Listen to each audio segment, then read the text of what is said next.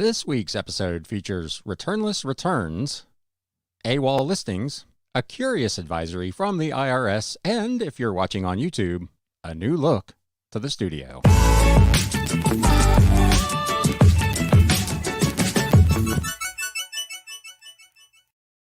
What is up, Galaxians? Welcome to yet another episode of the Galaxy CDs, Rocks, and Flips Reseller Talk podcast. For those of you joining me this morning on YouTube, welcome to the new look. The Batcave had gotten entirely too messy, and I wasn't comfortable with that being on here anymore. So we went with a backdrop, and you can let me know in the comments whether you like or dislike the change. But so far, I'm reasonably happy with it, and it doesn't get in my way. So with that being said, if this is your first time here at the channel or to the podcast, my name is Ryan, and I am a full-time reseller, part-time YouTuber, and podcaster, bringing you reselling news and updates every Wednesday morning, almost every Wednesday morning, I guess, at 10 a.m. Eastern.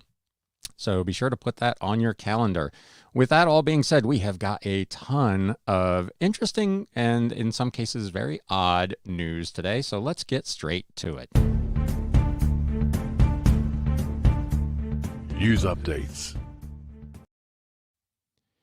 So we're going to start with the returnless return phenomenon. This is something that I've talked about on this show a couple of times previously that big retailers are doing, where I've had it actually happen to me, where I purchased a couple of fairly small items. I think it was less than $4 from Amazon. The item did not work as I needed it to work.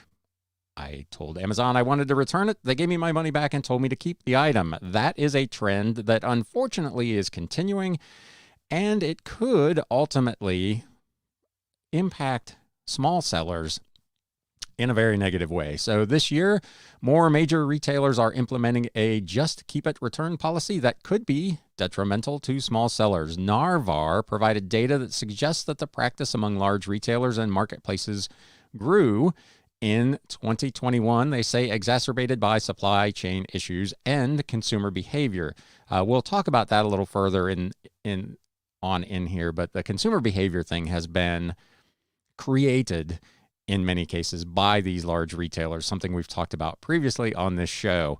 A majority of shoppers buy items knowing they will return it, according to the company, a practice that it calls bracketing. Narvar's fifth annual State of Returns report revealed that 60% of shoppers are buying multiple items at the same time with the intent to return some of them, mainly because they cannot try products in the store or are unfamiliar with the brand, the company said. Using its consumer tell-all research, Narvar found that 60% of the items that customers were allowed to keep instead of return were priced under $20. So that's not too hateful, but unfortunately, nearly 20% of the products were priced over $50, which is mind-blowing to me. Amazon, Walmart, Target, Wayfair, Chewy, Wish, Kohl's, and Shine were the most common retailers cited. I didn't realize Wish even sold anything approaching anything like that kind of dollar amount, but most of the stuff I've ever seen on there is cheap. Anyway, what this means, Narvar said, is popular retailers have a habit of letting loyal customers keep products instead of returning them, especially, and this is key, if the price of the original purchase is less than it would cost to process the return. Now, if you're a company the size of Amazon, you can afford to do that because you've got enough scale. But if you're a seller like me, or most of you that might be watching or listening, you don't have the financial wherewithal. I mean, it's kind of a damned if you do, damned if you don't thing, but on an item that's over $50, you almost have to take the thing back. You can't just offer the customer the opportunity to keep the item. Number one, it opens it up, obviously, to scammers galore. But number two, it just doesn't make financial sense for a small independent seller. With the global supply chain shortage, one can predict that low-priced items might be harder to come by online due to a lack of inventory. And on top of that, of course, customers being allowed to keep those items even if they would have returned them. Sadly, a TV news program in Boston picked up the story about this growing just keep it returns trend, and they were dismayed to hear the co-anchor say it made her want to try it just to see if she could get an item for free. That is The other downside to this, people are just going to try you on and see if they can get you to keep an item. I just did this for somebody. They bought like a $5.25 free shipping DVD that had been in my inventory for over a year and was marked way, way down. They got it, and it wasn't what they thought it was, and they wanted to return it. And I just said, hey, you know what? It's going to cost almost as much to ship the thing back to me as you paid for it to begin with, which would put me in the hole on this thing. How about if you just keep it and I refund your money? And to their credit, they said, you know what? Nah, it's not worth all that. I'll just keep it. It was only $5. So sometimes making that offer from a customer service standpoint does work out and is beneficial to do. But again, as a small seller on a bigger item, that's probably all bad. As I talked about at the beginning of this segment, large retailers were responsible for the myth of quote-unquote free shipping and free returns, which not only pressured smaller retailers to offer such policies, but also resulted in marketplaces pressuring their third-party sellers to offer overly generous policies, calling them, quote, retail standard. eBay and their top-rated seller program is famous for this. They want you to offer free returns and next day or one day handling times and all the rest of that. So there is a lot of pressure from these bigger marketplaces for small sellers to implement some of these policies. Now, I'm not sure that they could force you to be in a position where you would give a refund and let a customer keep an item. Amazon may do that. They may be paying that and allowing also the third-party seller to keep their money as well. And in that case, if eBay does that, I would be totally fine with it. But if they expect you as the individual business to give that money back and let the customer keep the item, that would be a bridge too far for me. The article points out that large retailers do get volume discounts from shipping carriers, and they have sophisticated programs that help them decide when to offer that just keep it policy to a shopper. Shoppers, however, as we've talked about previously, don't differentiate between large retailers and small sellers when making returns, or in most cases, even purchases. They're buying from Amazon or eBay. They don't recognize necessarily that they're buying it from an individual, which puts you in kind of an awkward position. So let me know if you're here live what you think of that. You can drop it in the chat. If you're watching the replay, you can leave me a comment. If you are listening to the podcast, you can click the link in the show notes below to leave me a voice message, which I may play in a future episode, or you can email me at galaxycds@gmail.com. Jumping over real quick here into the chat. Rebel Junk, the backdrop is night, but you really didn't need to worry about the condition of the bat cave. Thanks. That was just a personal thing. It just bothered me for some reason. So TRB Collectibles says to Aaron Rebel Junk, not doing bad so far. It's been a good sales year, consistent from the holidays. So that's interesting. My business has actually been better in the first, 5 days of January than it was most of December, which is really unusual. I will talk about a promotion I'm running here in a little bit. TRB Collectibles, I do the same, but also with large items, especially when the shipping will essentially delete the profit on the return. Yeah, it doesn't make any sense to pay more in shipping than the profit of the item, and then you have to try to resell it again. And so sometimes it may make sense to do that, but more often than not, to avoid the scammer aspect of it, you almost have to at least make the customer believe that you're going to make them return it. Moving on, this is an interesting article over on the ArgusLeader.com. 5 Etsy shops in Sioux Fall that are using Instagram and other social media for their best sales yet in 2021. Small business is booming, and for 5 Sioux Fall online retail sellers, that meant success in 2021 online as the pandemic and interest in shopping online grew their business. Several, they say, had just started within the last 24 months, which mirrors a nationwide trend. U.S. business formations rose by nearly 42% in 2020, according to U.S. Census data. This year brought on the rise of Etsy. I don't know about that. Etsy's been around for quite a while, but they have experienced quite a bit of growth. A site to list crafts for local artisans, entrepreneurs, and others looking to add a little extra cash. As more people turn to side hustles, second jobs, or even launch their own full-time business, platforms like Instagram and Etsy, a creative seller's site, to grow into the billions of dollars. That's big growth to capitalize and grow on for startup crafters. These local sellers' takeaways are similar, finding Instagram great for art and advertising, and Etsy, they say, the best website to sell on. This featured more the crafts type people that are making art or paintings or specialty items as opposed to kind of the traditional resellers.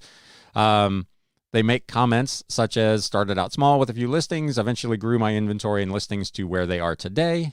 I would still consider myself in the startup stage, but each year I gradually increase my sales, and 2021 has been my best year yet.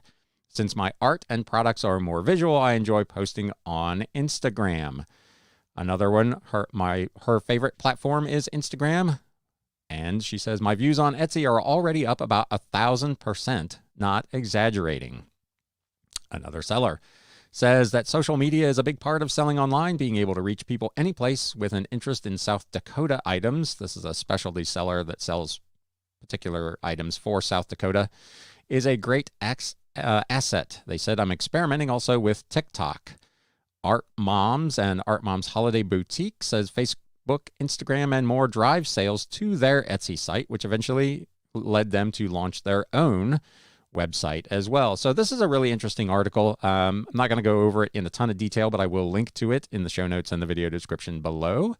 As always, it's interesting. Do you use Instagram or Facebook to market your eBay, Etsy, Poshmark store? I currently am not. I'm probably bad at that. The only thing I'm doing with Instagram really is trying to promote this podcast and the YouTube channel. I'm not really using it to try to highlight items to consumers. So I may need to start yet another Instagram account just for that purpose. But if you're using that in that way, let us know in the comments or in the chat. And how successful has it been for you? Does it give you a lift in sales? Back in the chat here real quick. TRB Collectibles, based on the size of your YouTube, Instagram, have you seen more sales on eBay from viewers? I've a few here and there. I've got a couple people, particularly locally, that have hit up the antique booth, which, interesting side note on the antique booth, for the last 2 months, I've been running everything 20% off. Prior to that time, I had 1 month in almost a year where I had actually covered my rent. I put a 20% off sale, and the last 2 months, both, I have made money over there. So I'm running 20% off again at the antique booth. If you're local and you're looking for some old records or books or DVDs, head over to Westchester Antique Center, booth 604. It's all 20% off. Americans are finding it harder to resell their secondhand goods as inventory swells. This was an interesting article to me because it runs a little bit counterintuitive to what we normally would think is the situation out there. Kara Hoholik started thrifting several years ago to freshen up her children's wardrobes and make some money selling what they had outgrown. She said it was a financial decision, but I also wanted to do things more sustainably, and it was fun. I would just put everything that I wanted to resell in a large clean out bag. So she's probably using something like, ThredUp that does that, and ship it from my porch. The mother of 3 from Grand Rapids said. She said she made at least $1,000 a year in cash and credit as a consignor. It was convenient and easy. However, she says when it became trendy to be sustainable, consignment shops, both in person and online, started getting pickier about what they would and wouldn't take, noting that one online resale platform stopped sending out clean-out bags and even turned down some of the brand new with tags items that she tried to send in. As the secondhand market continues to explode, as we've talked about previously on this show, it's projected to double in the next 5 years to about $77 billion annually. Guidelines are getting even stricter as excess supply piles up. There's not much demand for that perfect pencil skirt or other things that seemed so yesterday. Why invest in a cashmere sweater to wear around the house, referring to people now working so much from home? They're only going to accept, of course, what their client base is going to take. While this means better selection for buyers, there are consequences beyond stricter guidelines for consigners, said Adele Meyer, the executive director of the Association of Resale Professionals. I did not know that there was even such a thing, Association of Resale Professionals. If you've ever heard of that, let me know. If you're a member of that, let us know if it's a worthwhile thing to look into. I just found this article, so I haven't had a chance to check that out, but that is an interesting group. They say it's taking longer to process items and get them to the floor. Customer service is overwhelmed. Things are getting lost. And there's a shortage of qualified workers that nearly every industry is facing. The supply chain issues have turned everything upside down. It's starting to show, said Amanda Morse, co-founder of List Perfectly. Shameless plug. If you are interested in cross-posting, there is a link in the show notes and the description below to save 30% off your first month of a List Perfectly subscription. Just as a personal example, I started using it in March, and I grew my sales on Mercari, which is the only site that I'm cross-listing to, from about $800 to $900 a year to $6,000 in 2021. So it is absolutely worth the money. List Perfectly, which helps sellers list and cross-post products from used shoes to electronics on 12 major online platforms, from Tradesy to Poshmark. AI, she notes, which is where the industry is going, is making things worse because you're removing the human component and eliminating personalized service. Plus, if you do one thing that the AI doesn't like, you can be banned from the site. And there have been a lot of posts recently, people getting banned from Depop and others for violating their policies. So be aware of that. The AI, she is not your friend, or he. I don't know what we do. What do we put on the AI? He or she or it. Thrift stores around the country, they say, are getting a deluge of donations and bins are overflowing. I even know of a consignment shop near Central Park that's giving things away for free. So if there's one of those in your area, go check it out. Sounds like a good resource. The problem with this, of course, becomes if this inventory actually becomes too much, if there's too much of it out there and too much of it online, it's going to drive, obviously, the retail selling price down. If I can go to the consignment shop in Central Park and pick something up for free, why would I buy it from you on Poshmark for $20, $30, $40? So be aware of that. It's a great opportunity right now, potentially, to source some things, but watch for some pressure on retail selling prices. Moving on to Etsy and the just dreadful star seller program. I know I've talked about this 20 times. It seems like every week there's another problem with the star seller program. This week, the article over on E-commerce Bytes says, is it harmful to seller morale despite their best efforts? To qualify for the Etsy star seller program, a number of sellers say the program is unattainable due to flaws in its design and implementation. Post-Christmas, many Etsy sellers are being hit with 1 to 3 star reviews due to late deliveries by postal carriers. Side note, as I've talked about over the last month or so, my personal one local issue notwithstanding, I thought USPS did a much, much better job this year than last. Other than that initial big shipment from the weekend of Thanksgiving that was lost locally, I only had one item out of several hundred that was delayed by USPS through the holiday shipment. So kudos to the post office. I thought they did overall a much, much, much better job this year than last. That being said, it was not completely problem-free, and it has impacted some of these sellers. Even though the items were dispatched on time, and in some cases customers ordered after the last order date for delivery before Christmas. In Etsy Star Seller Admin, under the reviews section, it says, sometimes we can remove a negative review when it's about something you couldn't control, like a late delivery caused by a carrier. Yet, they say, when a seller reports a 1 to 3 star listing review that just complains that the item hasn't been received yet or arrived late, Etsy is refusing to remove the review. And this is something that we talked about, I believe, last week. It seems like almost regardless of what the situation is, Etsy is not going in and changing or removing these 1 to 3 star reviews, which is really problematic. You can't tell your sellers that you're going to protect them in this way and then not do so. So this has been an ongoing situation over at Etsy. Another factor, sellers indicate, and this is something we've also talked about here, that buyers who have not upgraded to the latest version of the Etsy mobile app are unable to leave a 5-star review because it's cut off on the right-hand side of the screen. They only see 4 stars. A seller suggested what they call a simple fix Etsy for the short term could choose to stop weighing 4-star reviews the same as a 1-star review. So apparently Etsy considers anything less than 5 stars to be an F. Amazing. Sellers are also expected with the Star Seller program to respond to all messages, which can lead to confusion. One seller whose buyer sent 3 rapid-fire messages quickly responded to the last message and then learned that they were penalized for not responding to all 3, which is ridiculous.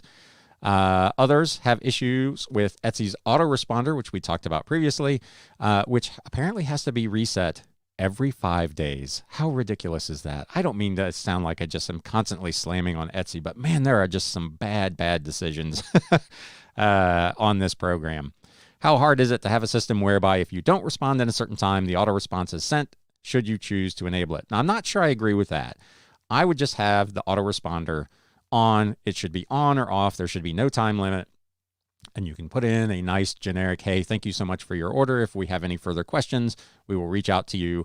Otherwise, look for your item to ship in the next X number of days and just be done with it. And that would take care of this problem. Etsy, of course, would say they want their sellers to individually respond to all of these messages, which is, for a larger seller, probably overwhelming, particularly if a buyer, like in this case, sends multiple messages all kind of at the same time. In December 2021, one seller points out one of our Etsy shops met all of Etsy's criteria for the Star Seller badge. We also got an email saying we are a Star Seller for December 2021. Still, to our surprise, the Star Seller badge that we worked hard to maintain was removed from our Etsy shop. The seller was told it was a technical issue, but said, as an avid reader of E-commerce Bites, where this article is appearing, we wanted to know if any other business owners were experiencing this same issue with the Star Seller badge missing from their Etsy shop. This is the other situation that is plaguing Etsy. We have not heard back from Etsy regarding this issue since their last message to us and are still waiting to see if we will get the Star Seller badge back for January. So, as we talked about a couple of weeks ago with Mercari, as we've talked about numerous times with Etsy, their response, they expect you as a seller to respond to your buyer to every single message, yet they, for their own part, essentially are ignoring your messages. So it's a really bad look, unfortunately, all the way around over at Etsy. Let's jump back into the chat here real quick. TRB Collectibles, don't forget to post Josie the cat. Yeah, Josie will still be making appearances on the Instagram account at Galaxy CDs Rocks. Star Seller update. It has been a while, but I doubt it has improved. No, it has not. Rebel Junk says, I agree. USPS did a great job this year. Yeah, I think if I remember right, you had just the one package that was a lot of drama, but overall, very, very pleased this year with the post office. This doesn't really affect resellers directly, so I'm not going to spend a ton of time on it, but Carvana is listing cars on eBay, but has absolutely dismal feedback. Carvana lists these cars on eBay, but it kicked off the new year with a 75% positive rating and poor detailed seller ratings, only 3 stars for communication and 4 stars for item as described. There are signs of trouble, however, beyond that grim feedback. A few people on a thread over on Reddit started 8 months ago said it appeared to them that Carvana was not updating their eBay listings after cars sold elsewhere. That could be a problem.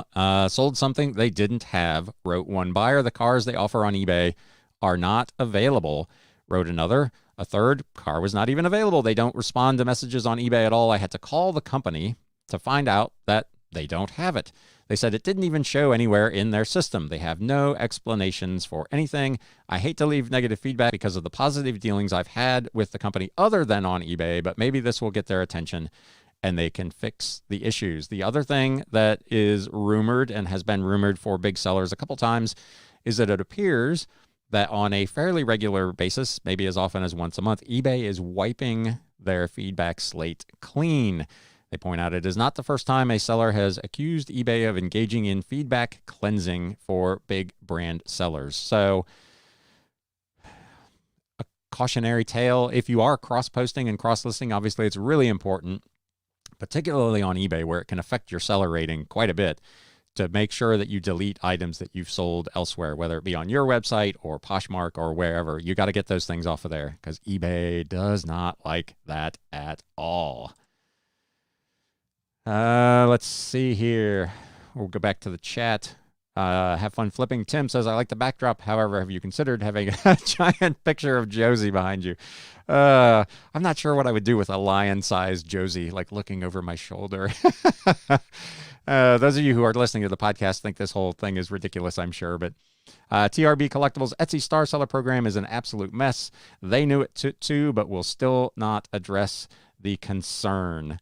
And TRB Collectibles seconds Tim's notion that the backdrop needs to be a giant photo of Josie. This is more of a question, really, than a comment. This comes up from time to time. A seller sent a message to the blog over at E-commerce Bytes and said there was a topic I would like to hear more about. When I do inventory, it ends up that I have 80 listings that are missing in my eBay store. They have mentioned this before, and they're wondering if sellers are taking inventory of your items. So do you, if you are a listener or a viewer, take inventory of your items and compare them to current listings on eBay? For me, that's really not a practical solution. I have almost 7,800 listings active right now, so there's no way that I could begin. I don't keep that inventory separate somewhere else. It's all on those sites, so there's no way for me really to go back and check. But sellers have complained regularly over the years about eBay just randomly losing their listings. So have you experienced this yourself? Do you have listings that you found that have disappeared? I've actually had more issues of the opposite, where a listing gets duplicated, and I'm showing 2 of them rather than 1, which of course I don't find out until someone buys the non-existent second item.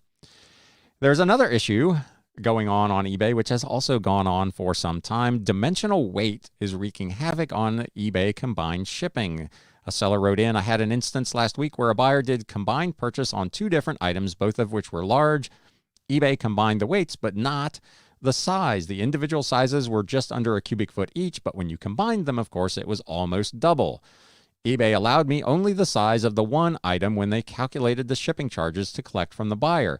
As we've talked about over the last couple of months, this is going to be particularly important going forward because the USPS is changing how they view this dimensional weight thing, and based on size, it could be significantly more expensive, and just instead of just a lot more expensive, which is where it's at right now. So this could be a real problem if eBay does not get it fixed. One commenter wrote, this has been a long outstanding bug in the eBay shipping system.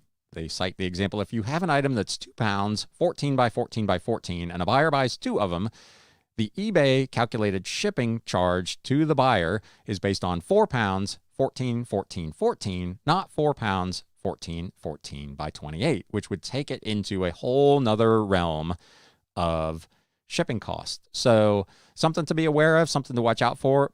I have not had that experience. I don't ship a lot of large items, and really the bigger ones I do generally qualify for media mail because they're collections of books. So this isn't something that I have experienced, but I can see where it could be potentially an issue for people.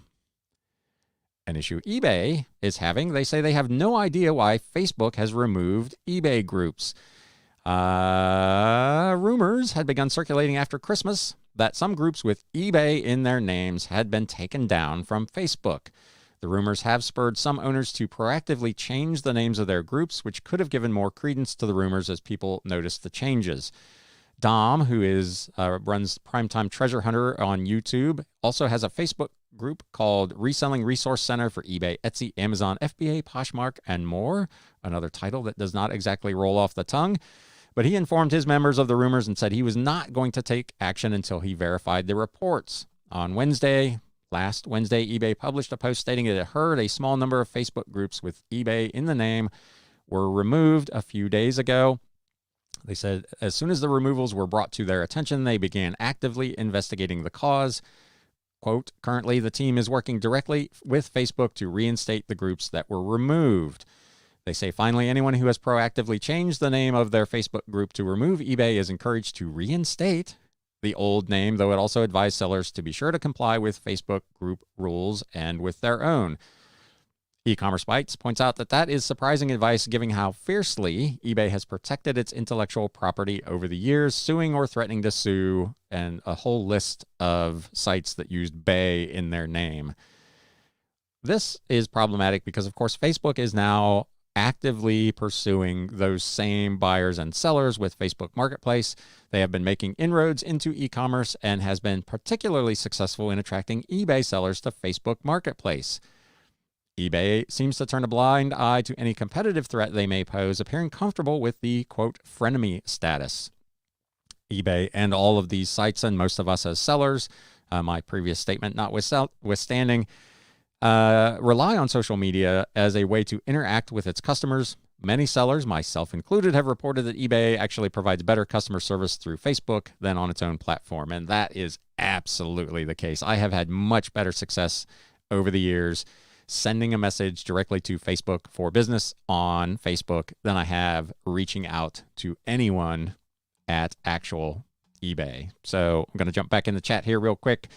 TRB Collectibles, I remember a couple weeks ago, we talked about how you don't use store categories. Have you thought about using categories for the genre, author, book, magazine? I don't know. Again, I'm a little on the fence. I don't really know how many people search a particular store like that. So, and again, for me to go back retroactively on 7,800 odd listings would be a daunting task, to say the least. Better health blessings. I'm sure I need to take a better inventory. 3,700 items is overwhelming. Sometimes I will see an item and think that it should have sold, look it up and find it is no longer listed on eBay. So yeah, there you go. There's an instance where you see something and you check it, just spot check, which maybe is what most of us should be doing. Just once in a while, pick an item at random and make sure that your listing is still valid. In my case, almost every day, I sell an item that I know I have had listed for well over a year, in some cases as many as 2 or 2.5 years. So I'm still getting activity on those older listings, which leads me to believe that by and large, this is probably a pretty isolated issue.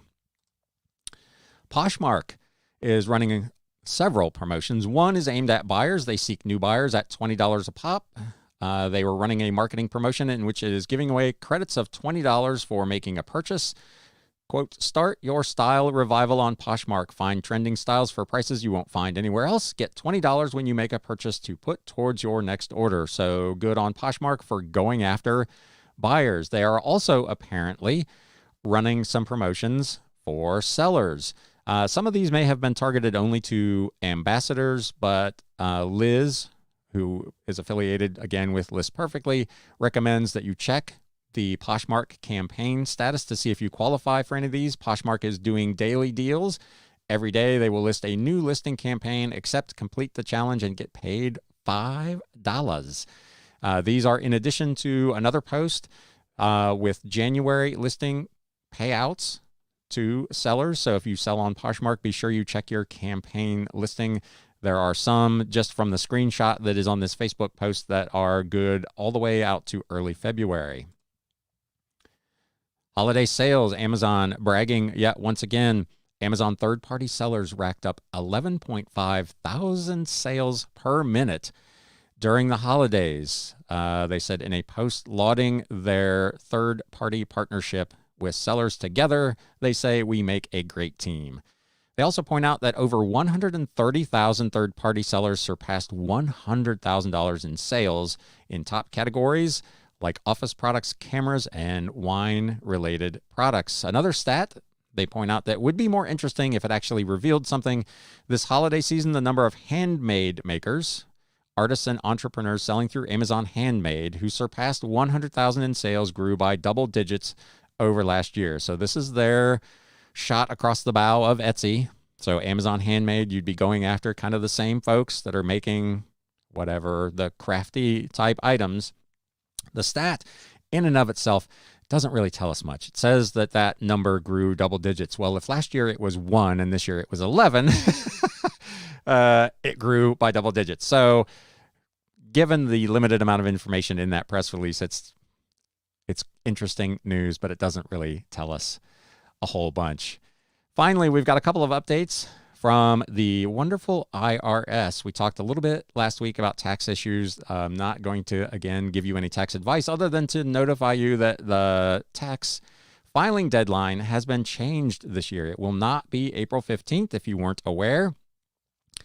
April 15th is traditionally tax day for the IRS, but that is not the case this year. It has to do with holidays in the federal capital. April 16th is Emancipation Day in Washington, D.C.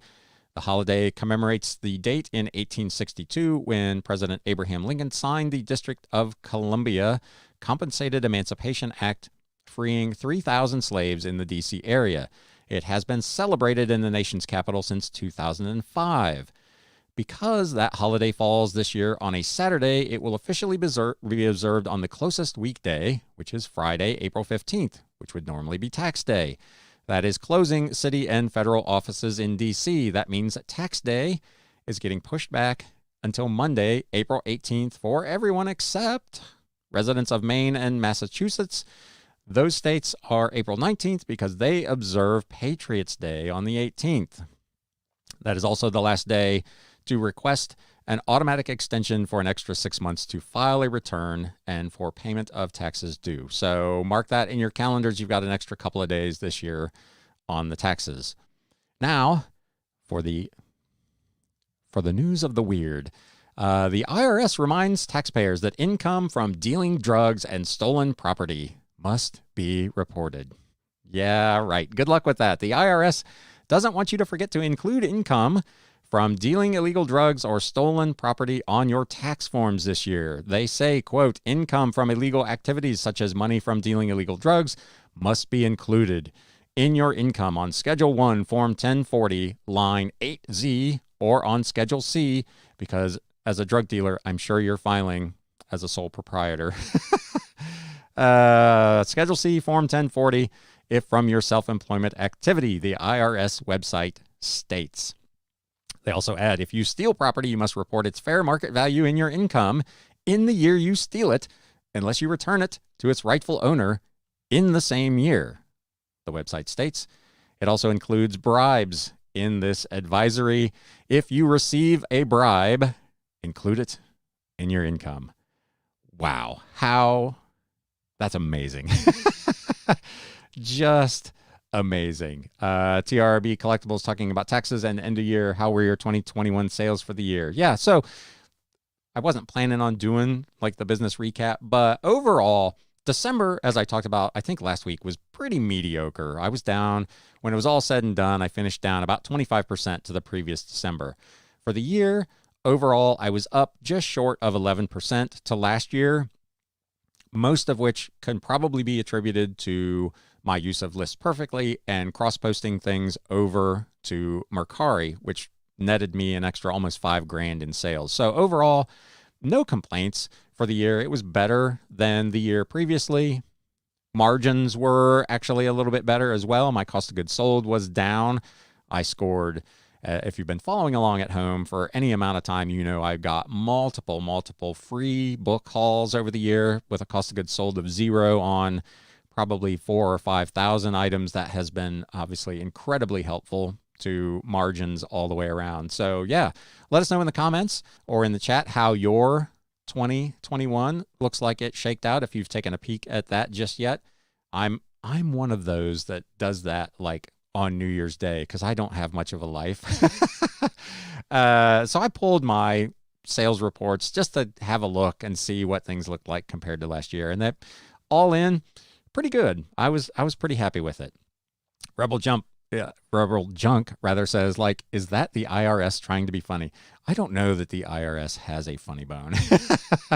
I don't think they do. I think they are serious all the time, and I think they actually mean the stuff they say, though I don't think that one is going to be well received in the drug dealing community.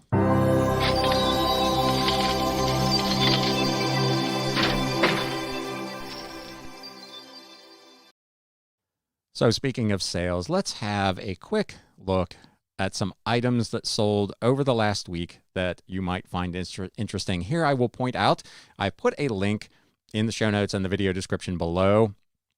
I have got, as I mentioned earlier, about 7,800 listings, some of which have gotten quite old.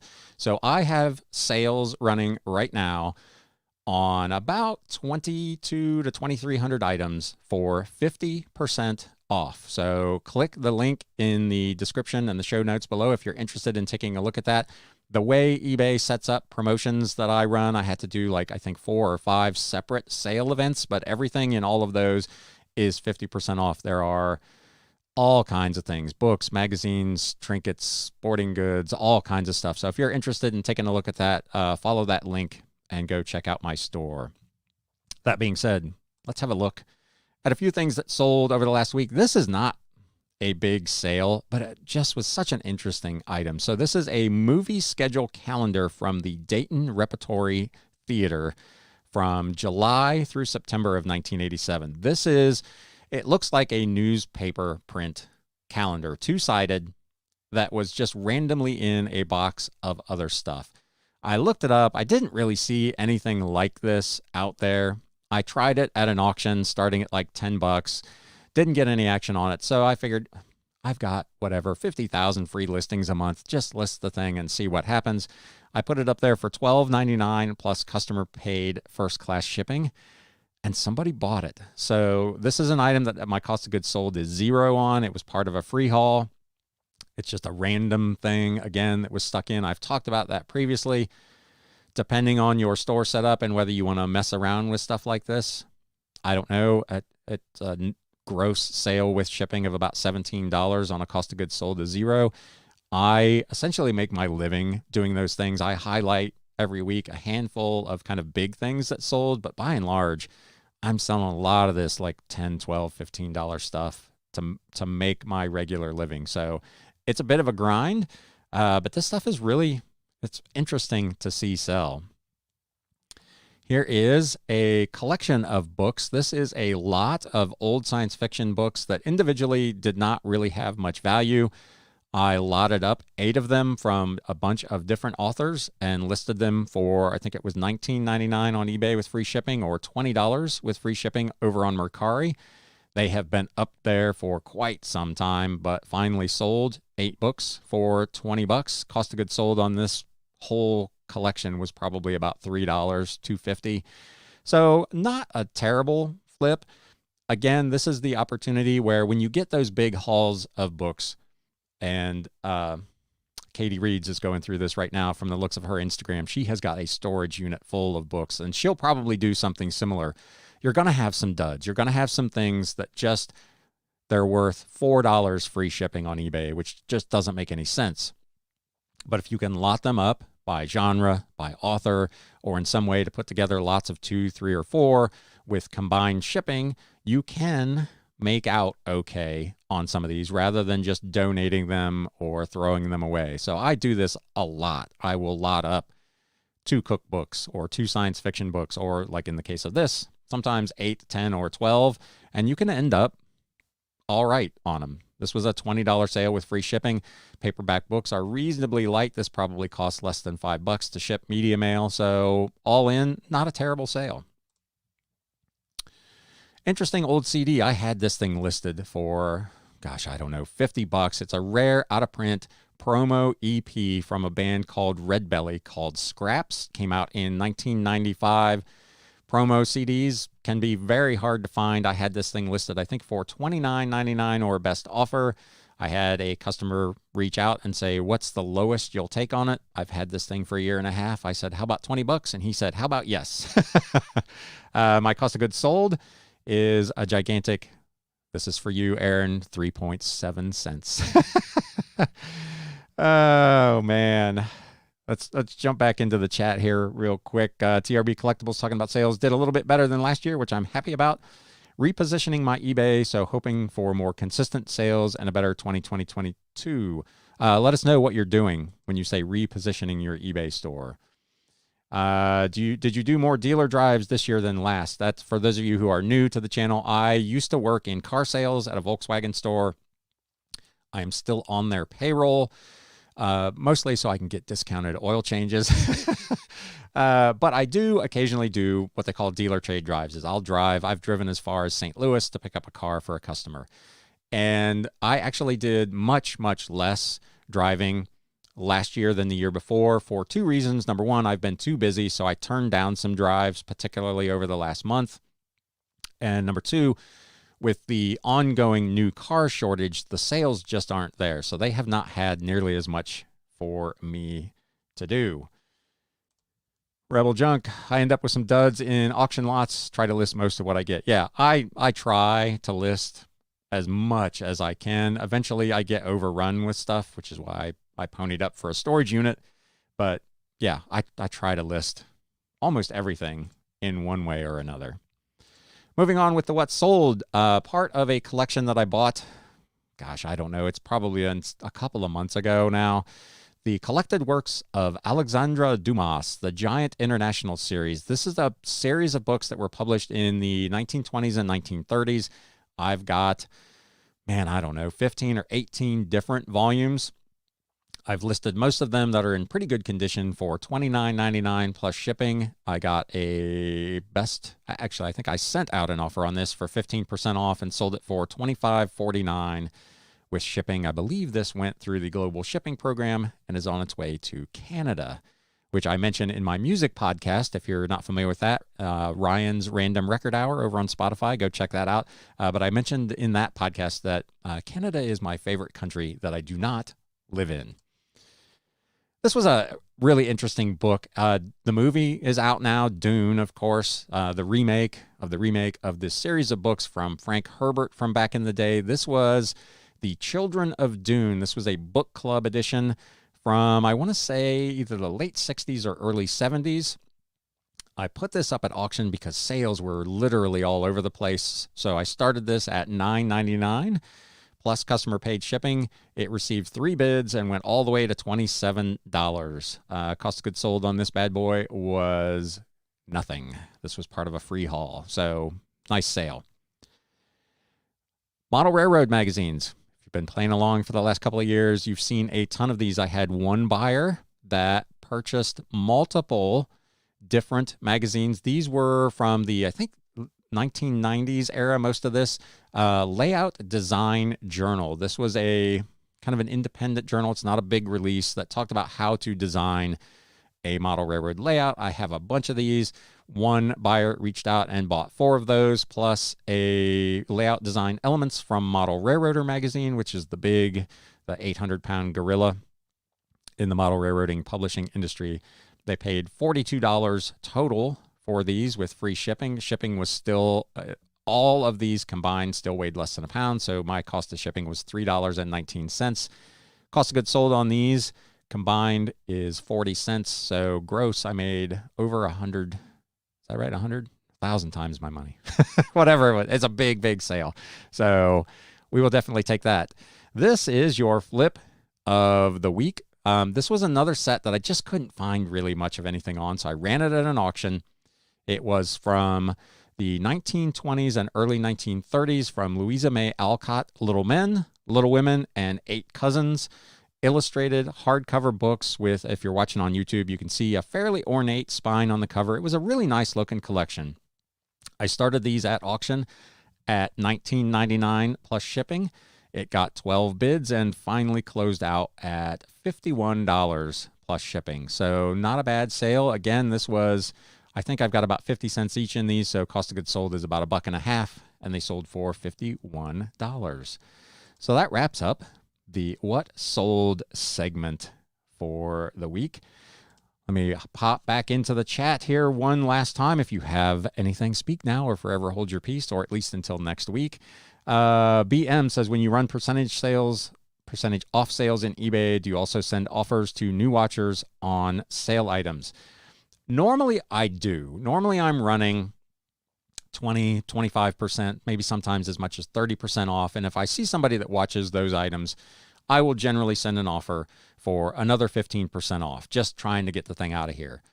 This time I am not doing that because I'm already at 50% off, and I feel like that is plenty generous on these items. So my items eligible for send offers is growing quite rapidly because I've got a lot of folks watching these 50% off items, but I will not be sending additional offers out on those until maybe at the very end of the month. When I get within maybe the last 3 or 4 days of this promotion, I may send offers just to try to take one last blast to try to get some of this stuff out of here. But at the present time, I am not. TRB Collectibles, in response to my question, I am repositioning into media and similar sized items. Right now, I buy anything and everything. And some of the items I buy, when I list them, I go, why did I buy that? Not looking forward to shipping. Yes, absolutely.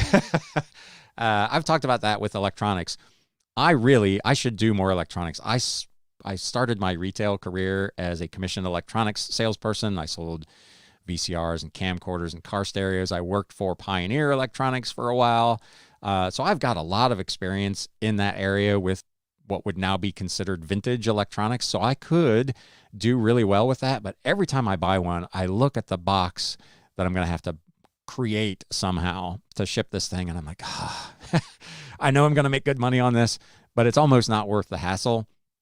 I really like the small media items. They're relatively easy to store. They're relatively easy to pack and ship. They're relatively inexpensive to ship. It's a win-win-win. They can be obviously huge margins, but they're not necessarily high dollar. So you got to make it up in volume. But media, for me, obviously everybody's business model is different. I have tremendous respect for like Golden State Picker Mike, who does mostly electronics and is just killing it. I just personally, I don't want to mess with the shipping. So I'm with you. Have fun flipping says, have you had any big business changes, goals for 2022? I haven't really given it a ton of thought yet. I want to continue to grow my number of listings, because I've got a quote unquote death pile that is essentially half of a storage unit. So I've still got a lot of stuff to list. So my target maybe for this year would be to get, maybe I'm at 70, almost at 7,800 as of today. So maybe to get to 9,000 listings by the end of the year. I do want to continue to source both those bulk buys and, like TRB just said, I still look when I go to estate sales. I'll buy just about anything that I think I can flip for a reasonable profit. I have not actually been out at an estate sale since, probably October, because I just got so overwhelmed with books. But I'm looking forward to getting back out there, hopefully in the next week or so, and maybe picking up some things to kind of diversify the inventory, because I have listed essentially nothing but books and magazines for the last 60 days, and I'm a little tired of looking at books. TRB Collectibles. So with that, I can buy supplies that will accommodate similar sizes, and I don't have a bunch of random size boxes. Yeah, it makes shipping easier all the way around. I have, I think, 3 or 4 sizes of boxes and maybe 4 or 5 sizes of padded envelopes. And that's all I need to ship pretty much everything that I sell, other than a really big item where I've got to Frankenstein some kind of box together. Looking forward to seeing Josie next week. Yeah, I won't. Maybe I'll get a little picture of her and hang it up on this thing. But yeah, I don't know what it would even cost me to get a giant Josie printed. Rebel Junk, LOL, TRB, I bought a VCR, let it sit in my van for a few days, then redonated it to avoid having to ship it. Yeah, that's some of that big stuff, man. It is a hassle. Aaron Rebel Junk says, I'm aiming to resell more miniatures and jewelry. Yeah, small stuff, man. I know a lot of people don't like messing with it, and everybody's business is different. I saw a post on Instagram the other day where one reseller was kind of ripping on another one because they had made a buy where the individual profit margin on the item for every item sold was going to be less than $2. But not knowing what the sell-through rate is, I can't really say if that's a bad buy or not. If you've got 50 an item that you can sell in the course of a month that is small, lightweight, easy to store, pack, and ship, and you can make $2 a pop and sell 50 in a month, your net returns is $100. That might fit your business model. So be cautious of who you take advice from, I guess, would be my advice on these reselling on YouTube, Instagram, TikTok, whatever. When you get someone who says something that they seem convinced is the only way to do this business, remember what your business model is and kind of stay in your lane. Don't be afraid to learn new things, obviously, but don't necessarily take every piece of advice as something that would apply to your business. With that, I am going to close it for this week. We're coming up on an hour. I appreciate everybody who joined in the live. As always, I appreciate everybody also who catches the replay or listens to the actual audio podcast, which continues to grow. Thank you so much to all of you who are out there listening. Just a couple of reminders again. If you're on YouTube and you got something out of this, please like and subscribe. I got to go back in there. I forgot to delete Aaron's comment, so it's covering up my little thumbs up. If you got something out of this video, please like and subscribe. If you are listening to the podcast, please feel free over there to follow the podcast at your podcast platform of choice. With that, it is time to sell. Have a great week. We'll see you next week. You have been listening to the Galaxy CDs Rocks and Flips Reseller Talk podcast. Thank you so much for tuning in, and we will catch you again next time.